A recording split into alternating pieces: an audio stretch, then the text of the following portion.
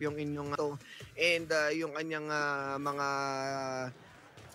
enlightenment or mga mahalaga para lang makapaglagay ng equal damage no dun sa mga ganong klaseng team fight at the reset that it brings ng isang Dachiao okay yung mga ganitong klaseng fighter lineup. Oo. And since natanggal nila kanina yung Fuzi Earth, wala nga yung sinabi mo na pwede nila maging favorite duo ng mga Pinoy dito, no? Which is the Chow and si Fuzi.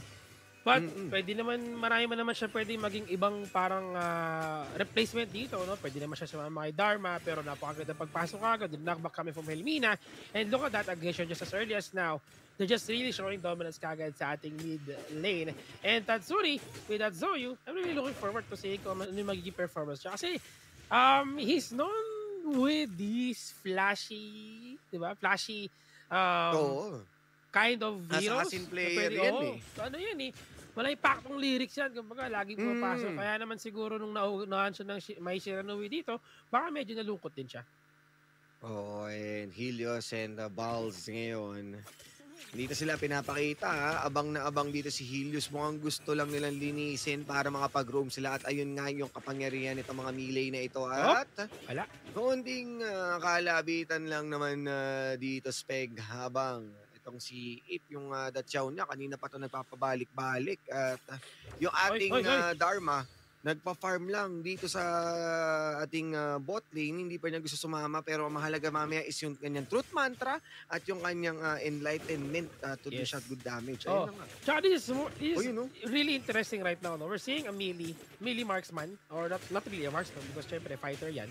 Pero nakita sa bot side na medyo talagang gusto niya sabayan dito. Itong si Shino with DNG with a fighter that could somehow be a tank heroes in this game. And also, could they shot a lot of damage in level potential sa mga teamfight natin. Remember, na syempre, pagdating sa ulti niya, pwede niya matulak yung kanyang kalaban dito. It also could they shot a lot of damage pag with yung kanyang 3-punch combo na talaga makikita natin na sobrang kati talaga niyan pag nasa low mo lahat. May snow pa. Yung kanyang 1-2. Yeah. Grabe naman to. Meron ka ng water bender, meron ka pang fire bender. Ayan. Nakakatakot naman. Si Ang pa nandito sa baba. Yun. The Lost Airbender. The Lost eh. Oops! Ganda naman. Gamit ang... Last, no? Hindi siya last pero lost. Pero si Shole, ito, Spira, trivia. Having the formlessness mantra kasi meron tong binibigay na damage, crowd control at I believe na merong nag-i-stack na shield para dito sa kanyang heart ni Regen. Kaya tumatagal siya. Kahit sabihin mong range versus melee, yung nakikita nating bakbakan sa bot lane, nasusustain niya. Napakaganda naman nun. Flash out, tamang sustain lang. Tama ka dyan kaibigang Earth, no? Sa bating bot side dito, talagang kahit melee siya against a range hero, no problem sa kanya to dish damage and at the same time, sustain the bot side. Because again, that sustain that he could get coming from his formless mantra and the rest of his skills, meron pa siyang shield dyan, pag gumamit siya ng enlightenment mantra. Easy! Immunity, sabay napakaganda pagpasok mga kaibigan. First blood kagad nakuha nila dito at against Alter Ego. Tingnan mo naman, RP. Ang ganda na ginawa nila dun, Oo, akala ko nga masiset up pa ng Alter Ego yun. Kasi sila yung nagtatago sa Brushi-Wushi eh. Kumaga wala silang ideya, pero hindi mo kasi nirespeto eh. Yung posibilidad na ma-burst ka, pero teka lang, baka may mapaka nandito sa ating Tyrant. Unang Tyrant na pag-aagawan, kasama pa dito si Sholi. I'm not sure what Alter Ego is doing right now. Meron silang Eye of the Whirlpool na pwedeng magamit dito, mga kaibigan. Oh, no, it's still on cooldown pala, kaya nag-stick sila together to potentially get this Tyrant. Pero tingnan ko medyo enough pa yung kanilang manpower dito kung sakali man na i-push nila ito. Matagal yung cooldown ng Eye of the Whirlpool, no? So that's something na kailangan din i-take note ng mga players natin if they want to go for a Dachiao main. Pero sa ngayon, kinukuha ng mga kaibigan ng Alter Ego ang ating Tyrant habang dinuzone out sila dito ng the rest of the members of Alter Ego. And instead of going in to try to contest this one, they will just trade, make some trades and go for the Overlord instead. Pero nahuli ang isa! Delikado ang buhay at nadali si Helmina! Naku, napunta si Hel sa Mina. No. Hel muna ang pinuntahan niya dahil sinunog siya ni Kuya Tatsuri. Sabi niya, ang kulit mo na masyado. At hindi ko hahayaan na wala silang mababawi doon. Yes, maganda rin naman yung ginawa doon ni Helmina for the time being, no, na maharang nga niya yung mga pwede mag-cross dahil yung teammates niya ay kumukuha na ng Overlord. Ngayon, makikita natin nang aapoy lang at nililinyahan lang ni Tatsuri yung mga posibleng pagdaanan kaso napapaligiran yata sila. Napapaligiran sila Vaso sa loob mga kaibigan ko may bayan na bagay. Napak naman doon! Pero yun lang kulang sa damage! Natulak, sobrang pagtulak naman, lumampas sa guhit. Tamang Sea of Fate lang para mapag-disengage. At, naku, Ballsy! Kasobrahan kaya ata sa balls, kaibigan! Ang lalim naman yan! Jungle lang pinas yan, boss! Boss naman! Boss, alam mo namang mahihirapan tayo sa pinaggagawa mo dyan, Kuya Balls, ha? Hindi mo nire-respeto. Tandaan mo, laking gubat ang mga Pilipino. Tropiko ang ating bansa habang pressure is on! Solo kill, solo bolo. Sino ka? At ang problema nga ito para kay Shino because again, he didn't even bother to use yung kanyang flash to no problem para sa kanya. Pero nakubo na hatak pa Lobel Mina will fall down. No, not just yet. Lumilipad na mga kaibigan. Tinalunan sa loob ng Ibon man may layang lumipad. Ibon nga na mga kaibigan na secured kill for them. And a second tower the top side. Pero si Helios galit na galit. Gusto manakit. Humahabol sa mga Pinoy. Grabe naman yun. Grabe. Bakit naman nagmamadali, boss? Parang ang nasa Quiapo tayo Wala Pinoy na Pinoy, no? Kumuha lang ng ginto sa tore, sabay umalis. Inisnatch lang. Ganda. Ganda na ginawa nila doon. Sabi to get that tower, the top side, at the same time, that second tower by the way, and at the same time, giving them the pressure na na pinurvide nila in that particular team fight. Pero hindi pa tapos ng laban kasi mukhang magkaroon na maback ng top side. Once again, si RTG. The Byron main. Susubukan niya sana patayin si Helios dito pero ito na rest of the members of Alter Ego. Nakita mo naman, meron siyang bind. Siyempre, binibigay niya lang ng movement speed yung kanyang mga teammates ito but they have to back away. And that first tier tower will fall down into the hands of Alter Ego. Tignan muna natin kung anong pwedeng gawin dito ng Alter Ego kasi sila ang naikukulong dito sa kahon habang sinusubukan naman nila gumawa ng play, mag-ikot-ikot kasi wala silang matagpuan.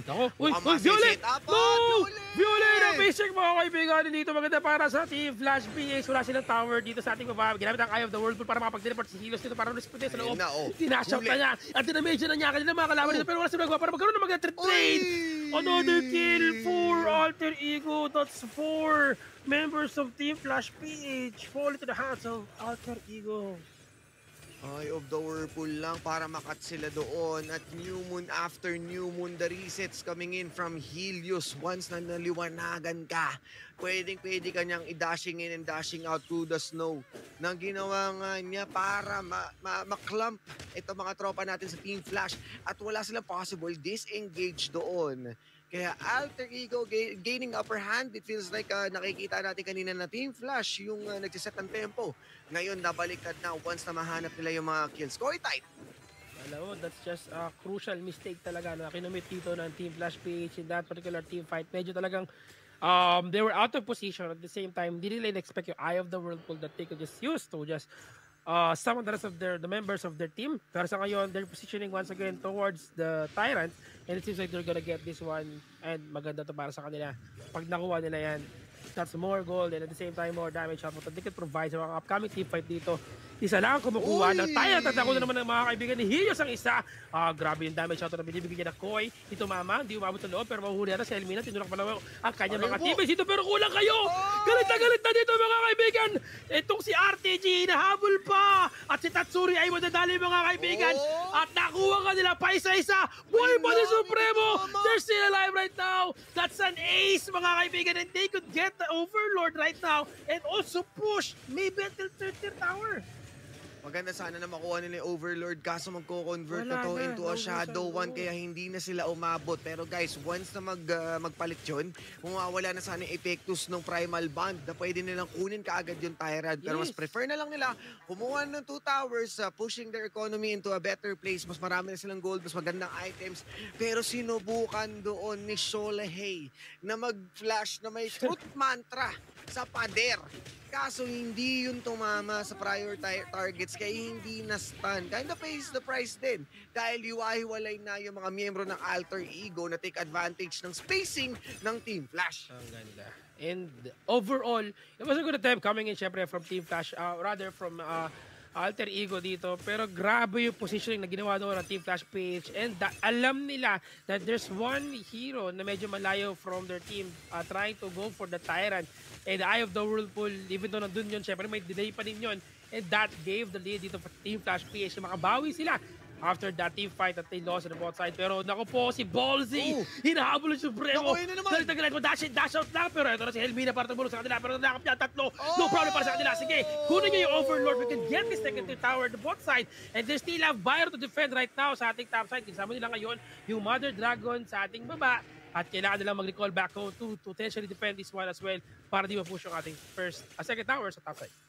Naging maganda naman yung kanilang trade doon, no? Having that objective and dahil the pressure na napunta sa bottom after nga nilang magpatay doon si Balls, eh may opening na sila para gumalaw o mag-heavily focus onto the bottom side. Kasi i-drop muna natin dito yung Shadow Vanguard. Pwede tayong may paglaro sa kanila at kailangan i-defend ng Team Flash. Kaya hati-hati muna sila ngayon at dahil nandoon yung Dragon, alam nila na mayroong pupunta. Wow! Ang ganda naman na pag-flash doon sa may gamit ng kanyang bata sa loob. Pero na-shadow ng isa mga kaibigan. Pero sapat ba ito para magkaroon ng enough manpower ngayon ang members of Team Flash PS. They're now recalling back home. Nakauwi na yung dalawa pero may Eye of the Whirlpool dito para bumalik sila ulit sa loob.